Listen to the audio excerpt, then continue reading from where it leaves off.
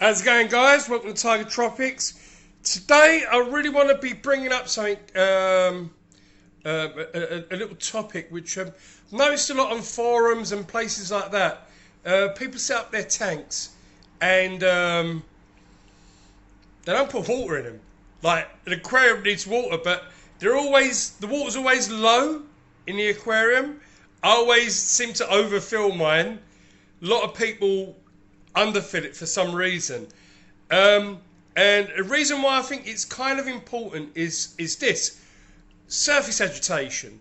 And why is surface agitation important? Well, oxygenization. Like, the whole thing is for some of us that like to keep quite a lot of fish in the tank, it's good to have a lot of surface movement, because what happens is when think about a puddle. A puddle's got no agitation at all. It's just perfectly still. But on top of a puddle, you get a film produced. And in your aquarium, what happens is the same thing, because you've got so much protein in the water that you start creating this film across the top of the water. Now, the fish need oxygen, right? And if they can't get oxygen, and then obviously, you know, they run out of air. So what we try to do is promote oxygenization within the tank through surface agitation. Now, one of the misnomers is that if you use an air stone, that you're actually putting air into the tank, which is not true. When you have something like a sponge filter, that seriously needs cleaning. What's happening is the bubbles are coming up and breaking the surface of the water, therefore churning the water over, which then promotes gas exchange.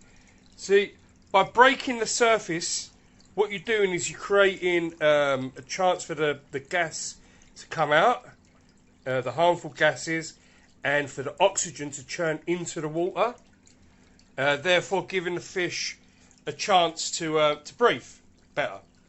More agitation determines more oxygen. Now, on this tank, I've literally got a sponge filter, I've got a canister filter churning over the top, and I've got the internal filter as well doing that. Why have I done that? Because of the breakdown of my other tank, I've literally put in these big fish. There's quite a lot of fish in this tank, so the bioload's quite heavy, therefore needing quite a lot of oxygen. Now, the fish will let you know if there is oxygen or not via their breathing. You're going to see by their gill movements. Yeah, if they're gulping a lot, and then you know you're on the way to them sort of going to the top. And once they go to the top, they'll be gulping for air, which means that you started getting a problem. So before it gets to that point, make sure that you have enough surface agitation. Now, on all of my tanks, even this one over here, for the same reason, if you notice, I've got no crashing water. My water doesn't crash. Why have I done it that way? Now, the reason being, I'll show you on the big cichlid tank here. Now, I've got two FX4s running on this 120 gallon, and I've got a lot of fish in it. There's over 20 fish in this one tank. There's probably more in the other one, but the idea being is that I'm trying to break up the surface as much as I can, so the fish have got plenty of oxygen, and churning over the top basically creates that. Now, crashing water, all it's doing is creating the agitation around where the water's crashing, therefore like minimizing the effectiveness of your canister filter. Now, look, as you can see, I'm basically moving virtually the whole top of the tank here. and creating ample oxygen within the water. Now if you look at the fish, they're pretty good. No one's gulping. Hello you. No one's gulping. Everyone's got plenty of oxygen, especially if you're running your tank pretty warm. Now the same effect can be created with hang-on back filters as well. Now what I've realised is a lot of people like the whole crashing effect of a hang-on back filter, which is going to create surface agitation. You know, when you've got things like CO2 injected tanks and stuff like that, you don't want this level of water agitation. You want it a lot more still, but you still want it. So what you do then, see, there's a balance then, because bigger fish are going to want more oxygen. So when this is doing this, the CO2 is actually coming out of the water. All gases are coming out of the water. So what you want to do is try to create the balance of smaller species fish, less agitation, and a less need and more ability to lock that CO2. Hello you. Someone's trying to get my attention. And locking in more of the CO2 within the water so you encourage plant growth. But with a hang-on back, what you do is where the scoop comes down like that, you basically have it so it's pushing the water. It's pushing the water like this and creating a very similar effect. It's a lot more gentle. It's a lot more gentle effect. But with a canister filter, you can really get this sort of level of water movement. Also, if you really want to up it, like I currently use 2 power heads, and the power heads are actually used to move the substrate, the stuff off the substrate. And the whole reason for the movement is so I don't get particles sitting on the sand, which is another thing. If you've got a canister filter, the effect that you need to be trying to get is because water is circular. So when the water's being pushed along like this, it'll hit the side, and it should basically do this effect and come up to where the inlet is. Now, if your canister filter isn't strong enough, even if it's quite weak, it will still create this flow, but less effectively. Yeah. And what I've learned is if you have the inlets at the same point as the outlets, what you're doing is you're creating this effect. Now, when you have the outlet on the other side, what's happening is you're pushing the water like this. It's coming down like that, and what is being pulled in by the canister filter is what's sitting on the top or midway along the water. It's being sucked up by the inlet, churned up, and it could end up getting stuck. You might end up having dead spots and that kind of stuff. So you basically, on that circular movement, you want it on the first point of contact, at the first return point of contact, which is basically the same side as your outlet. Now, when you do that, what you're doing is you're creating 2 effects. One, you're agitating the water very well. You're pulling up stuff off the bottom or through plants or whatever your setup is, and pulling it into the canister filter, therefore creating a more effective way of using your canister filter.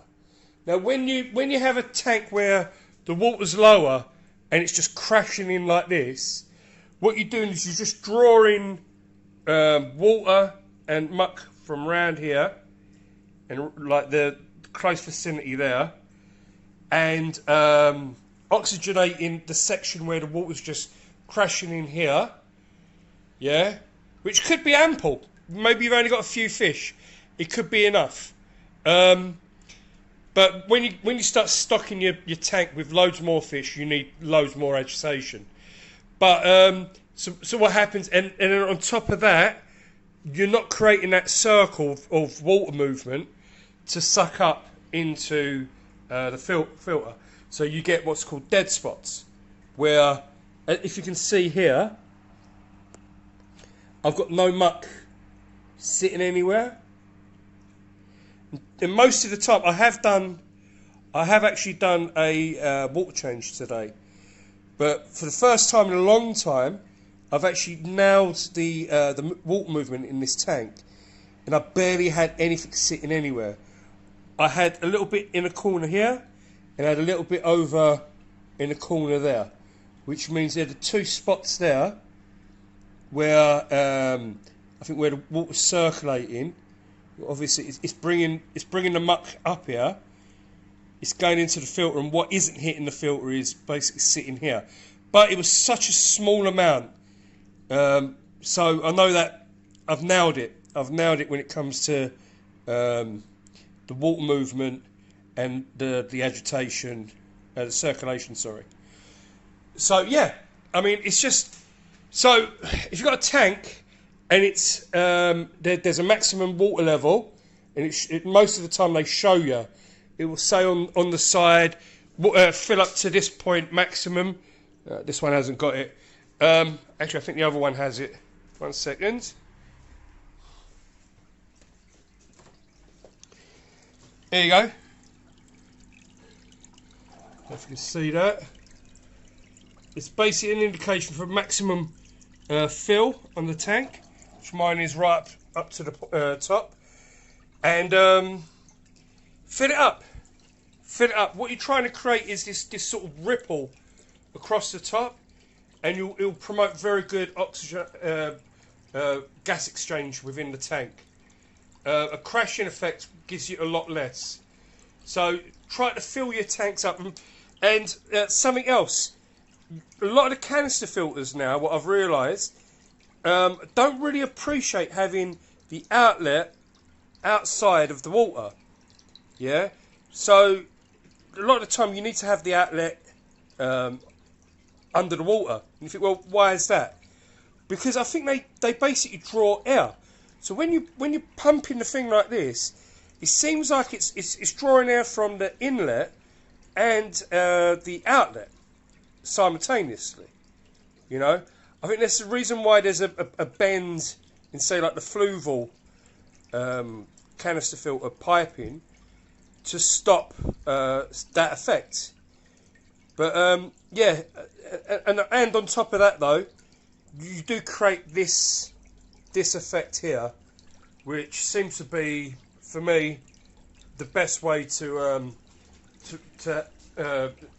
have the oxygenization to the tank. So yeah, hopefully that's helpful. That'll help you guys out. And yeah, so look at your setup. Have a look at your fish. Look at the gill movement. Have a look at how much they're having to, you know, work to breathe. If you look at them and gill movements pretty okay, and they seem pretty okay, you probably oxygenization's probably spot on, and it's okay. It's efficient. But know when you put more fish in, the surface agitation has to be that much more. And when it comes to planted tanks, that the trade-off of having bigger fish or more fish in a tank, which means that they're going to need more oxygen, that you're going to need more agitation. You can counter that to a degree with plants, with certain plants that will oxygenate the water. But when it comes to certain size fish, and depending on how many that you want to put in there, it might not be sufficient. So yeah, check your tanks out, see what you think, like and subscribe. Please put some comments down. If you don't agree, please let me know. If you agree, wicked, give me a thumbs up, share the video. But I'd love to have some sort of back and forth and hear what you guys think. And yeah, wicked. Like and subscribe, and I'll see you guys next time.